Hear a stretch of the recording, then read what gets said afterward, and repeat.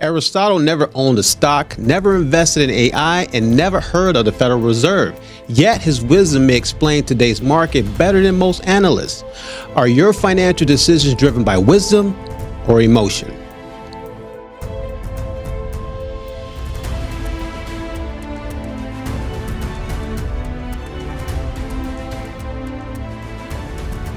Welcome to Market Boys. I am Andre Sanchez. And I'm Zopko Scott.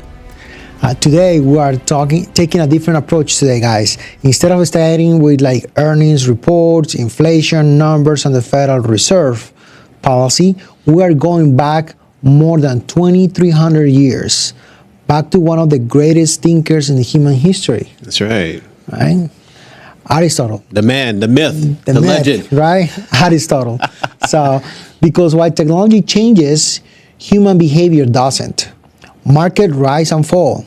Bubbles they form and they also burst. Fear and greed rotate through every generation. Indeed. And Aristotle understood human behavior better than most economists. Today, we will explore how his wisdom applies to investing, retirement, artificial intelligence, inflation, and building wealth in uncertain times. Follow us. Knowing yourself is the beginning of all wisdom. And perhaps the biggest question investors should ask themselves today is, am I making financial decisions based on wisdom or emotion? That's a deep question, Zach, right there, right? Very huge. So here's the paradox of today's economy, right? Let's start with one of the biggest contradictions in America today. The stock market remains near record highs. Indeed. Absolutely. I don't know if I have to get nervous or to laugh, right, about this. Absolutely. Along with interest rates, right? Yeah. So corporate profits remain strong. As you know, unemployment remains relatively low. Yet, when you talk to people at the grocery store, at church, or during retirement workshops, many tell a complete different story. They feel financially stressed, they feel uncertain, and they feel behind. Absolutely. How can you not? And that's the fascination, because two things can be true at the same time. The economy can be strong on paper, and families can still feel pressure. Housing costs, insurance premiums, medical expenses, they all are factors, along with food costs, all have increased significantly over the last few years. Roger that. That's for sure. Now, Aristotle will probably ask all of us, right? If economic data say life is improving, but people feel worse, what is the disconnect? So let me say that again, right? So if economic data, guys, says life is improving, right? People feel worse. Where is the disconnect? What are we missing? Right. It's layers. It's layers of disconnect. That's a powerful question, of course, because markets aren't driven purely by facts. They're driven by how people interpret those facts.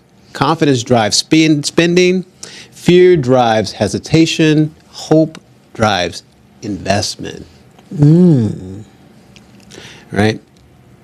And so, with hope comes responsibility. Great responsibility. Right. Spider-Man. Absolutely. Now, the market measures numbers. Human beings measure experiences. How about that? This is true. Yeah, because we're living a life, right? And so therefore, we wanted to make it the best outcome as possible throughout our years. Right. So let's peel that on a little bit, right? So the market measures the numbers, right? The data. It's not feelings. That's what the consensus is. But it's not. It doesn't feel the pressure that the humans, right, are having right now, even when they just work and they feel that they have less earnings or they have enough. Right. Ones and zeros, right? Ones and zeros. And we're complex creatures that are, philosophical, psychological, social. That's right. We are above. Well, it's mathematical, but it's a little bit more complex than that, right? Correct. As Yeah. creatures. Now, and if you are planning for retirement, both matter because retirement isn't about maximizing returns. It's about maximizing peace of mind. Absolutely, and we all want it. We all want peace of mind. That for sure. Now, the Federal Reserve and the new normal, because this thing is changing, right? So let's talk a little about the Federal Reserve, Sapko. Okay. For some years, investors become accustomed to ultra low interest rates, borrowing for cheap. Yeah. Money was easy, assets prices surged, and what if the period wasn't normal? Let's say that again. Let me say that again. But what if that period wasn't normal? Okay. So let me rephrase that. Let me put that into my head. So we live in a period of time where we got used to super cheap interest rates, right? Very low, cheap money, right? And for many of us, that became the norm. Absolutely. And the question is that what if that is not the norm anymore? It's far from the norm. It's a crisis. Not necessarily a crisis, it's just not the norm, right? Indeed. You live in countries where inflation is 10, 12, 14%, that's their norm. Right. It's not ours. Right. We're experiencing a downward in the cycle, right? And so it's interesting that people can't grab a hold of the concept of the cycle just yet because it's constantly repeating itself. Let's see. Well, might be right? Well, hey, so people that were born It's different. the right? Depression was 1929, right? 1929. Yeah. So we may be on the verge of that 100 years later, right? Yeah, but in the 50s, inflation went to like the moon. You know, like and also in the 80s. I mean, like it's some cycles, but like the question was, right? For the last 15, 18, almost 20 years, we got used to money. very cheap money, right? Almost zero, and now we are experiencing inflation, and for us is oh my God, it's too much, right? But many investors still assume rates will eventually return to near zero. But what if they don't? What if higher rates become the new normal? What if? That means that a lot of people are going to get priced out, right? Not necessarily. That- Like, are investors preparing for the future or they're preparing for the past to return? I think we're all hopeful that the past will return. We all want to see that cheap money again. We want to see it below 3% interest rates, right? So we can go out and begin borrowing again and purchase homes and nice cars and put our kids through college by earnings, right? So Yeah, but I mean, so does other countries that have inflation. But they don't have free education. Absolutely. Right? Like, there's not like free high schools like here. Oh no. They have to pay for middle school, elementary school, True. kindergarten. They have to pay for high school, and they have to pay for universities. Right. And they make a living out of an economy that is used to 8-10% inflation. Wow.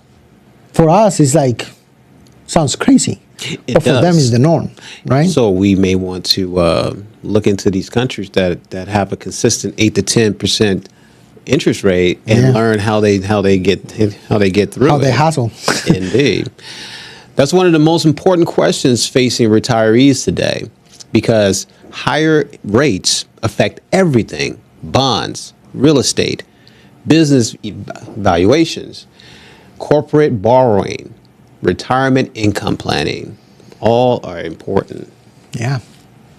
And for the first time in many years, conservative investors, SAPCO, can earn meaningful returns from fixed income investments. That changes the conversation, and frankly, many people close to retirement should be paying more attention to income than speculation. That's right.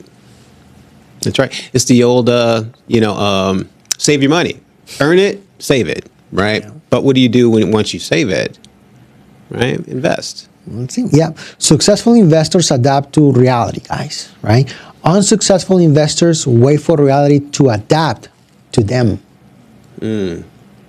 Interesting. Very. Now, let's move a little bit more into the artificial intelligence, correct? So the opportunity is an opportunity or is euphoria? What's coming? Or euphoria. Right. Or we're going into a utopia. No. Some people live in it, right? That's the talk of the town. Well, let's talk about it. So the biggest investment story on the planet, it's artificial intelligence, guys. Billions are flowing into artificial intelligence. Data centers are being built everywhere. Technology companies are racing to dominate this new frontier. That's right. Like there is no tomorrow. It's unstoppable at this point. And make no mistake, AI is real. The productivity improvements are real. The business applications are real. The economic impact will likely be enormous. Yeah. And it's here to stay. So Correct. You read my must mind. adapt. It's not like it's coming now. It's already here. But Aristotle might ask everyone, when everyone agrees on the opportunity, where does the risk hide? Indeed. Because we'll agree on it, right? The opportunity is here. Who's sizing it? You can see corporations getting into debt, acquiring massive amount of money just to get this type of technology. Well, they're pulling all the tricks out, right? Yeah, with tightening and layoffs, you name it, right? So Yeah. we're trying a lot of different strategies. History teaches us something important, though.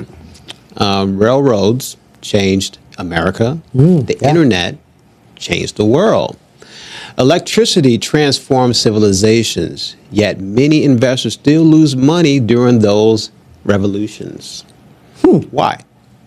Because great technologies do not automatically create great investments.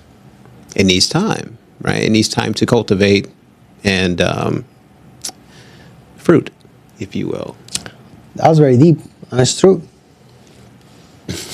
I can't argue that. You cannot. The challenge is in identifying innovation, guys, right? That's not the challenge. The challenge is identifying who ultimately captures the value. Yes. Who is going to capture that value? So innovation changes the world. Valuation determines the return. Absolutely. Yeah, indeed. That's a lesson many investors forget. And great companies can still become a poor investment if the price is too high. Like, let's look at right now, shifted a little bit, Subco. We now have stuff going on with oil, geopolitics, right? And the cost of uncertainty, Yes. let's say. Yes. So let's dip in that area. One area that doesn't receive enough attention is energy. When energy prices rise, everything becomes more expensive. But of course, transportation, manufacturing, food distribution, travel, nearly every sector feels the impact. Energy. We live off energy. Without it, Nobody's exempt from it. pretty no much. one. No one. This leads to another important question, right? What if inflation is no longer an economic problem, but a geopolitical problem? It is.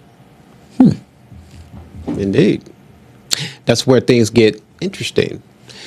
Because markets can model earnings, markets can establish growth, but geopolitical risk is far harder to predict. Yeah. And uncertainty itself carries a cost. Companies delay investments, consumers delay purchases, investors become cautious. Absolutely. The greatest expense in business is uncertainty. Profound. Yeah. Profound. And Aristotle lesson for the retirees, something for us to take, right, is one of the Aristotle's most famous ideas was the concept of balance, the golden mean, right? Avoiding extremes, seeking moderation. That may be one of the best investment principles ever created. Not all stocks, not all bonds, not all cash, and not all risk. There must be a balance. Balance is the magic word. Right? Indeed. Every year we meet people who are either, too aggressive or too conservative. We see those kind of folks, right? Indeed. Both can be dangerous. The key is aligning your investments with objectives, not your emotions. Yeah. Are your investments designed for your goals or designed to calm your fears? That's a question every investor should answer honestly, right? Deep inside, be sincere with you. Truthfully, indeed. A portfolio should serve your life. Your life should not serve your portfolio. That's why we build it. That's right. It has to serve us. Yeah. So, Sapko, if Aristotle he was alive today, right? Would he invest in AI?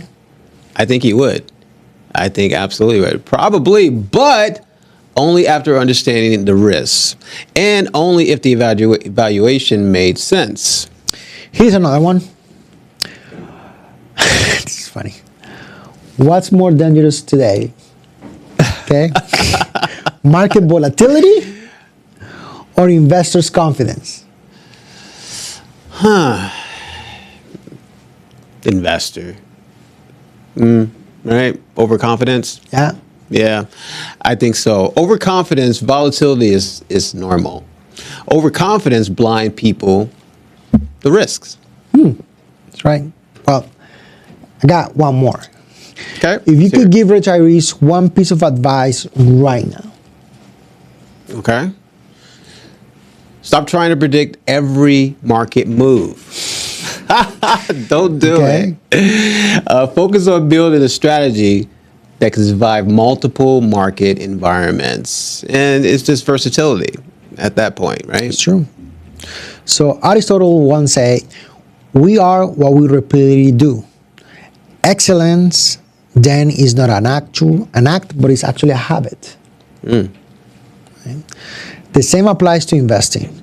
Wealth is rarely created through one brilliant decision. It's created through thousands of disciplined decisions. That's right. Indeed. Consistency savings, thoughtful planning, risk management, patience. Those habits build financial confidence. Correct. And the market will always change. Technology will evolve. Politicians will come and go. Economic cycles will continue. But wisdom remains timeless. Indeed. Right. And passing on that wisdom, right? So, I mean, that's exactly what we do, right? As humanity grow and evolve, we pass on what we've learned to the next generation. So, again, history don't repeat itself, but it rhymes very well. It does rhyme. So the greatest investment is not the one that makes you rich per se. It's the one that helps you remain rich. Getting wealthy and maintaining your wealth is different things, right? Yeah, once you get it, now you have to protect it. Now you have to keep it. The amount of discipline, multi-generational discipline. But here's the thing. To get to that point, you have to develop it, that discipline, right? And so at which point, now, all it takes for you to do is just bump it up a little notch, right? Stay focused, stay driven, stay hungry, stay motivated, right? Yeah, I mean, I think the tricky part is, I call it vanity. To me, it's vanity. Because it's survival. Too much effort, and in the end, what? Because at some point, you want to pass it on, right? So now you're looking for a successor that can actually blow through it. Do what you've done. That's why you hope. Ouch. Buddy. It's hard. But the most thing is that there is no guarantee that those successors are going to have the grit and the discipline Exactly. if they didn't have to. So they're going to blow through it. Indeed. And so And you see the new generations. I've seen guys that they build mass wealth. Massive. And their children has nothing. They don't want anything to do with it. They don't Lazy. care. They're like, no, because it's give me it's money. work. I don't care. It's like, no, I'm not. I don't want that. Exactly. Interesting, right? Now, thank you for joining us today, right? I'm Andre Sanchez. And I'm Zopco Scott. And together, we will see you next week at the Market Voice podcast. Stay tuned. See you guys soon.